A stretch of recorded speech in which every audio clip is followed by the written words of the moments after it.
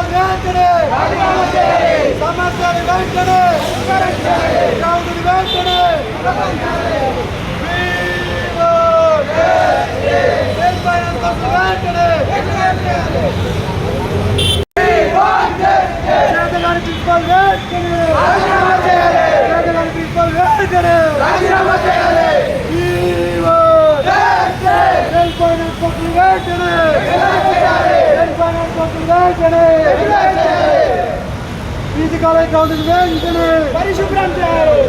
Ground వెంటనే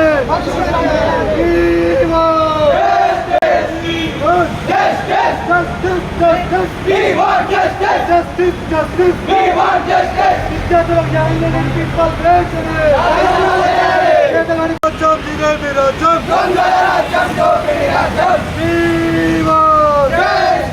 చెట్టు మీద దొంగ చెట్టు మీద దొంగ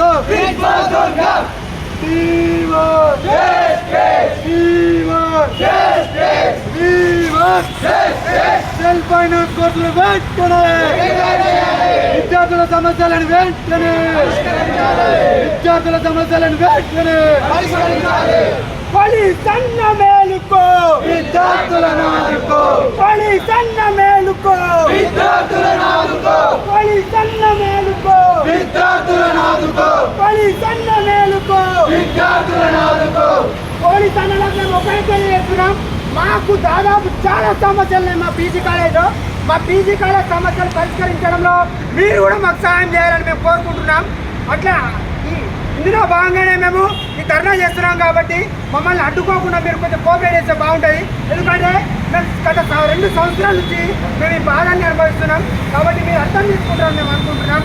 పోలీస్ అన్న మేలుకో విద్యార్థులను ఆదుకో పోలీస్ అన్న మేలుకో విద్యార్థులను ఆదుకో పోలీస్ అన్న మేలుకో విద్యార్థులను ఆదుకో We want justice. We want justice. We want justice. Vehicle తెప్పించుకోండి.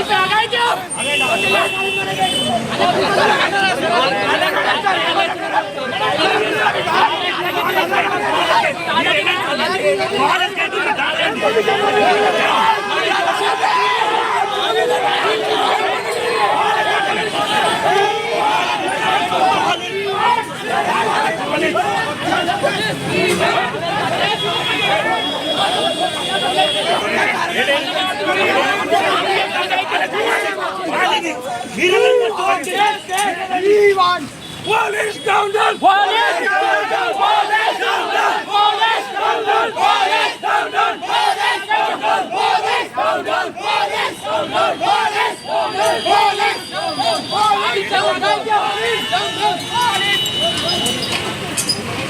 ఇప్పటి వరకు 6 నెలలు 7 నెలలు గడుస్తున్నామని ఇప్పటి వరకు సమస్యలు పరిష్కారం కావడం లేదు.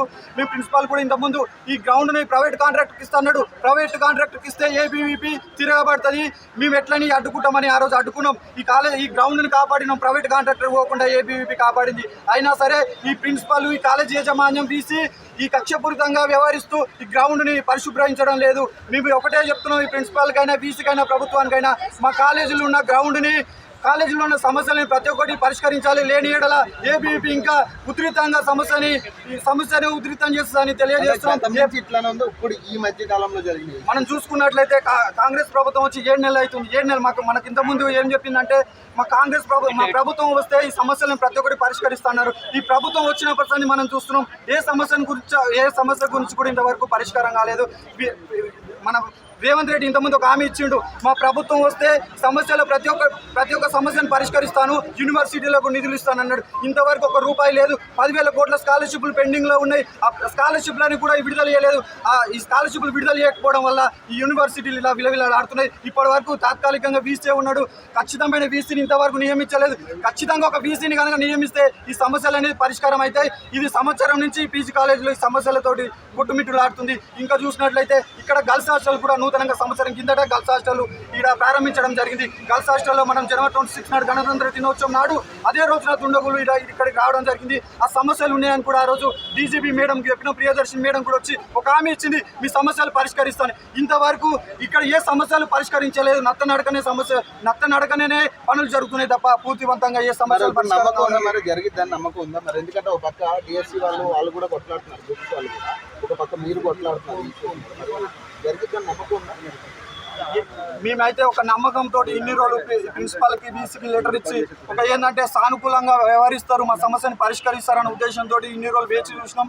ఇప్పుడు వీళ్ళు సమస్యను పరిష్కరిస్తారన్న నమ్మకం లేకనే ఈరోజు మా ఉద్రిక్తతని ఇట్లా వేడిగా ఈ రోడ్డు మీదకి రావడం జరిగింది. ఇప్పటికన్నా ఈ సమస్యను కనుక పరిష్కరించకపోతే ఇంకా ఎక్కడికన్నా వెళ్తానికన్నా సిద్ధం ఉన్నాం. సీఎం ఆఫీస్ను ముట్టడిస్తానికన్నా సిద్ధంగా ఉన్నాం. ఇంకా ఈ హాస్టల్ చూసుకున్నట్లయితే గవర్నమెంట్ హాస్టళ్లలో ఈ పీజీ కాలేజ్ హాస్టళ్లలో మొత్తం మురికి బాడలతోటి నిండిపోయింది. మనం చూసుకున్నట్లయితే హాస్టళ్లకు సరైన వసతులు కల్పిస్తున్నారు, ఇంతవరకు వసతులు కల్పించలేదు. ప్రిన్సిపల్ కూడా పట్టించుకోవడం లేదు. సెల్ఫ్ ఫైనాన్స్ కోర్సులు ఎన్నో రోజుల సంది సెల్ఫ్ ఫైనాన్స్ కోర్సులు ఉన్నాయి.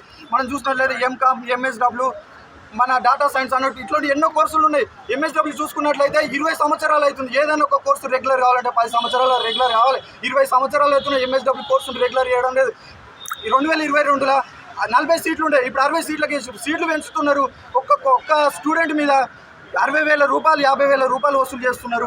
40 సీట్లు ఉన్నాయి, ఈరోజు 60 సీట్లకంటే సీట్లను పెంచుతున్నారు, ఈ ఫీజులు పెంచుతున్నారు తప్ప ఈ రెగ్యులర్ చేయడం లేదు, సమస్యలను పరిష్కరించడం లేదు. కాలేజీలో చూసుకున్నట్లయితే కాలేజీ స్ట్రక్చర్ పునరావృతం చేయాలి. ఎన్నో ఇబ్బందులతో ఎప్పుడు కూలే పరిస్థితి తెలియదు. విద్యార్థులు భయాందోళనగా ఈ కాలేజీలో గడుపుతున్నారు. క్లాసులు ఫ్యాకల్టీ సరిగ్గా లేవు, క్లాసులు సరిగ్గా జరగడం లేదు. ఇలాంటి ఎన్నో సమస్యలతోటి సికింద్రాబాద్ పీజీ కాలేజీల అవస్థలకు లోనైంది. ఈ సమస్యలను ఖచ్చితంగా ఈ ప్రభుత్వం అయినా సరే, ప్రభుత్వాన్ని ఒకటే హెచ్చరిస్తున్నాం, మీరు వచ్చి 7 నెలలు అవుతుంది. సీఎం రేవంత్ రెడ్డి గారు మీరు ఆ రోజు హామీ ఇచ్చారు కదా, ప్రతి ఒక్క సమస్యను తీరుస్తా, యూనివర్సిటీలో ఉన్న ప్రతి ఒక్క సమస్యను తీర్చి ఒక ఉన్నతమైన విద్యను అందిస్తున్నారు కదా. ఎక్కడ పోయింది మీ ఉన్నతమైన విద్య? 7 నెలలు గడుస్తున్నా ఒక ఫ్యాకల్టీని నియమించలేదు. సెల్ఫ్ ఫైనాన్స్ కోర్సులు ఎప్పటి సందో రెగ్యులర్ చేయాలన్నా రెగ్యులర్ చేయడం లేదు.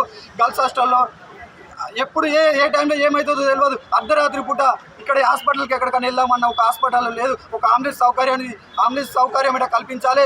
24/7 వైద్య సేవలు ఉండేలా చర్యలు తీసుకోవాలి. ఇక్కడ చూసుకున్నట్ల పీడీ ఎన్నో రోజులు వస్తుంది, ఎలాంటి ఆట వస్తువు లేదు, ఎలాంటి పరికరాలు లేకుండా ఆయన కాలేయ